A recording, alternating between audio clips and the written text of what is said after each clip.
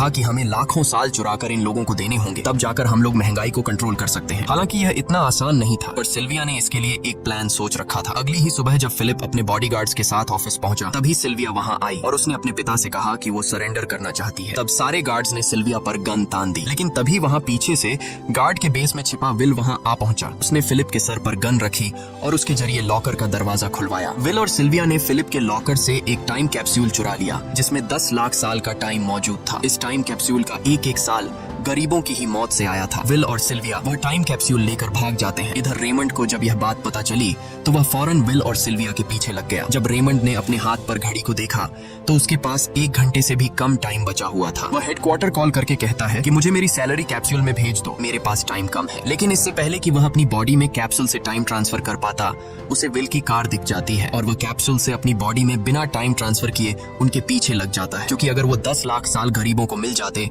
तो गेटो time zone का हर एक इंसान अमर हो जाता और अमीरों का बनाया पूरा सिस्टम तहस नहस हो जाता। रेमंड ने विल और सिल्विया को पकड़ने के लिए अपनी पूरी जी जान लगा दी, लेकिन वो उन्हें रोक नहीं पाया। विल और सिल्विया रेमंड को चकमा देकर गेटो शहर आ गए और वह टाइम कैप्सूल एक बच्ची के हाथों में सौंप दिया। उन्हें पता था कि रेमंड सीधा हमारे पीछे गेटो शहर पहुंचेगा, इसलिए उन्होंने इस जगह को छोड़कर एक सुनसान जगह पर चले गए। उधर उन्होंने गेटो शहर के लोगों में लाखों साल बांटकर उन्हें अमर कर दिया था, लेकिन खुद इन दोनों के पास बहुत ही कम टाइम बच जाता है। बदकिस्मती से उसी पल रेमंड ने उन्हें पकड़ लिया। रेमंड ने विल को धमकी देते हुए कहा, अगर तुम्हें अपनी जान प्यारी है तो चुराया हुआ सारा टाइम वापस कर दो। तब विल ने उसे अपनी घड़ी का समय दिखाया। विल और सिल्विया के पास कुछ ही मिनट बचे थे। विल ने रेमंड से कहा, कहीं तुम भूल तो नहीं गए? याद है जब तुम मरने वाले थे तो मैंने तुम्हें कुछ टाइम उधार दिया था, टाइम तो तुम्हें मुझे वापस करना चाहिए। यह सुनकर रेमंड को याद आया कि विल और सिल्विया को पकड़ने की जल्दी में उसने अपने टाइम पर ध्यान ही नहीं दिया। जब उसने अपनी घड़ी पर नजर डाली तो उसके पास सिर्फ 5 सेकंड ही बचे थे, जो देखते ही देखते 0 हो गए और रेमंड मारा गया। विल और सिल्विया रेमंड से तो बच गए थे, पर इन दोनों के पास भी अब सिर्फ एक मिनट ही बचा था। ऊपर से उस सुनसान इलाके में उनकी मदद करने वाला भी अब कोई नहीं था। उन्हें अपनी मौत साफ नजर आ रही थी। इन दोनों ने मायूस होकर एक दूसरे को गले लगाया और तभी विल को रेमंड की कार नजर आई। विल फौरन कार की तरफ भागा